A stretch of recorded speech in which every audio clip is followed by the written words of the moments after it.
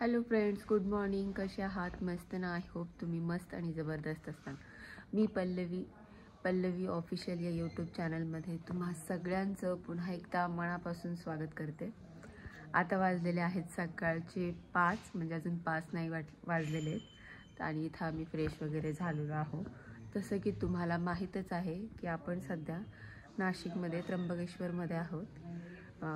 नारायण नागबळी या पूजेसाठी आपण आलेलो होतो इथं, जे की आपली पूजा इथे चालू आहे आणि आज पूजेचा आहे दुसरा दिवस. तर आता आम्ही देखील आता चाललेलो आहोत दर्शनासाठी, कारण की आमचं इथलं दर्शन राहिलेलं आहे त्र्यंबकेश्वरचं. तर चला मग आता मी निघते. तर सध्या पहिले मी इथं आवरलेले. आवाज तुम्हाला वाटत असेल काय झालं, सर्दी वगैरे का? नाही, अजिबात नाही.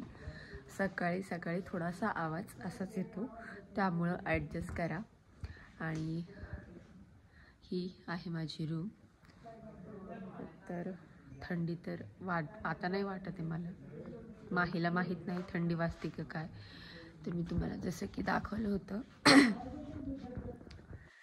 की इथे थंडी वगैरे, आणि इथं कुशावर्त कुंडामध्ये सगळे स्नान वगैरे पण करतात. तर मी सध्या तरी काही इथे स्नान केलेलं नाही. याचं काल केलेलं होतं, परवा पण केलेलं होतं.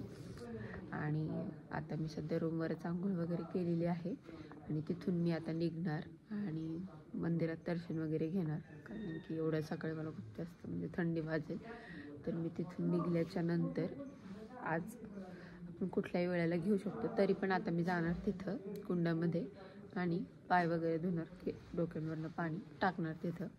आलूच आहोत तर होईल तेवढं आपण आपल्या पद्धतीने करूया. तर बस आता काही नाही, बस निघायचीच वाट बघतीये. हा जो व्ह्यू आहे खूप सुंदर आहे.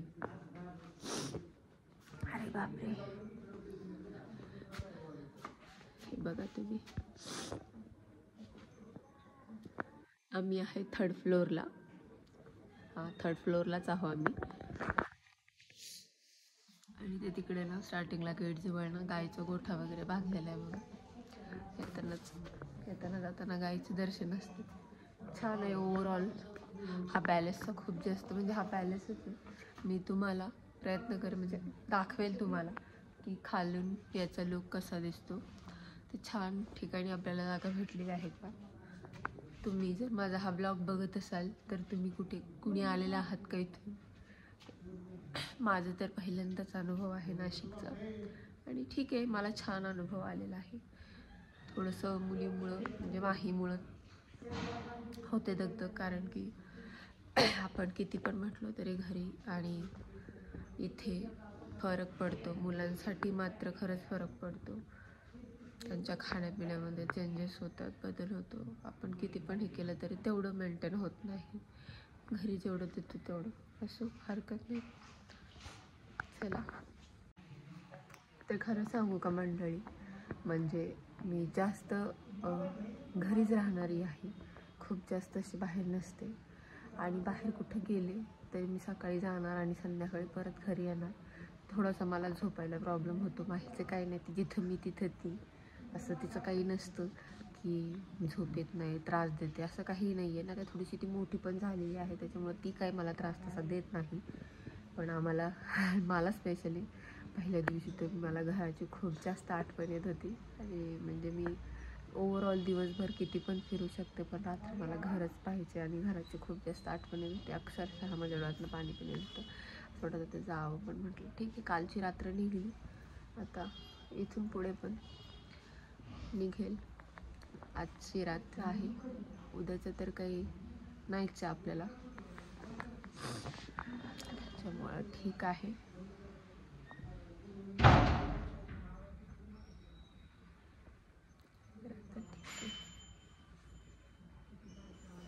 आम्ही निघू लागलो. बाकी नाशिकमध्ये आम्ही काय काय बघायला पाहिजे, म्हणजे आता मी बघणारच आहे. ॲक्च्युली काय आहे, माझी आजी सासू पण आहे आमच्यासोबत. तर आम्ही आता तुम्ही म्हणाल आजी सासू आहे, जो ब्लॉग मी पोस्ट केला नाही आहे, जो पोस्ट करेल त्यामध्ये आम्ही ब्रह्म, हेच ब्रह्मगिरीचे दर्शन केले. आणि ब्रह्मगिरीचे दर्शन करताना तिथं माहिती अशी आहे की तिथे तुम्हाला मॅक्सिमम मे बी मला नाही वाटत त्या 1500 पायऱ्या होत्या, त्या खूप जास्तच होत्या. आणि ते खूप बापरे, तो व्लॉग तर भयंकर आहे. तर तुम्ही बघणारच आहात त्या ब्लॉगमध्ये काय काय होणार आहे. तर आता ते केल्याच्या नंतर काय झालं ना, सगळ्यांची पाय वगैरे भयंकर दुखत आहे. माझी तर आहे तशी आहे. आपण तर मग आता कसं खूप जास्त आम्ही आउटडोअर किंवा अशा हाईटवर. आणि नाशिकमध्ये ना काल पाऊस पण झाला रात्री खूप जास्त. आणि दिवसभर काल आभाळ पण होतं खूप. त्याच्यामुळं काय झालं, पूर्ण वातावरण चेंज झालेलं आहे इथलं. ठीक आहे. तर गाईज मी माहीला आता बोलवते आणि माहीला दाखवते तुम्हाला.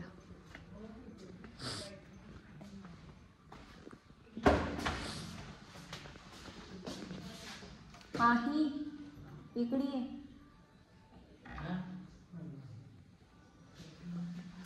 सो आता मी माहीला आवाज देते. आतमध्ये याच्यासाठी नाही नेत आहे कारण की आतमध्ये चेंजिंग चालू आहे. ये बाळा, गुड मॉर्निंग. चप्पल घेऊन येते तुझे. ये. ते बघा तुम्ही तर पिल्लू उठलेलं आहे. मागं तुम्ही ते कपडे स्किप करा. रूम आहे म्हटल्यावर वाळू घालायला प्रॉब्लेमच होतो. एक मिनिट. माझे बाबू उठलाय, म्हणजे बरेच वेळचं उठवले बाबा, कारण की ना उठून तर तिला घ्यायचंच आहे. पण उठलेली बरी आहे. तिनं जर अचानक उठलेलं बघितलं असतं तर थंडी वगैरे पण वाजली असती. त्याच्यामुळं तिला उठवलं आणि तिची बॉडी नॉर्मल टेम्परेचरला यावं म्हणून तिला उठवलं. तिला म्हटलं चलो आता जाणं आहे. तर तिला प्रश्न पडले आहेत की आम्ही कुठं चाललो आपण आता. आपण काल कुठे गेलो होतो बेबी? पितानी आत्ता म्हणत होती ही. हा, आय होप तुम्हाला दिसत असेल बॅकग्राऊंडला. हे बघा, तो जो हे कंदे स्किप करा. तो जो लाईट दिसतोय का डोंगरावर, सॉरी हां, तो जो लाईट दिसतो ना, आम्ही तिकडे गेलेलो. आणि ती म्हणतीये की आपण इकडे गेलो होतो का डोंगरीवर. तर आम्ही तिकडे गेलो होतो बाबा, भयंकर हाल झाले आमचे. तर फ्रेंड्स, इथे मी आंघोळ करणार नव्हते, पण तरी मला असं वाटलं की आपण आलोच 2-3 दिवसासाठी आणि इथे आपण आंघोळ करायलाच पाहिजे. त्याच्यामुळे मी पुन्हा एकदा इथे येऊन आंघोळ पण केली बाबा.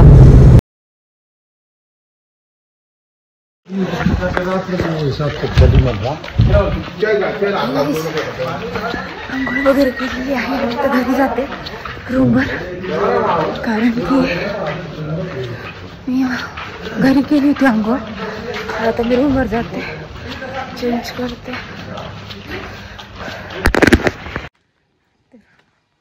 तर मी आता रूमवर गेले होते कारण की मी कुंडावर आंघोळ वगैरे केली आणि आता मी निघाली चेंज करून. तर हा ड्रेस मी वेअर केलेला आहे आणि इथे मी पिल्लूचे पप्पा आणि आजींसाठी कपडे घेतलेले आहेत. ते तिथे चेंज करते.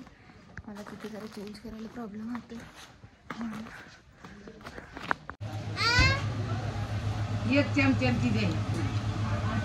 चला तर फ्रेंड्स, नाश्ता करून घेऊ आपण पहिले.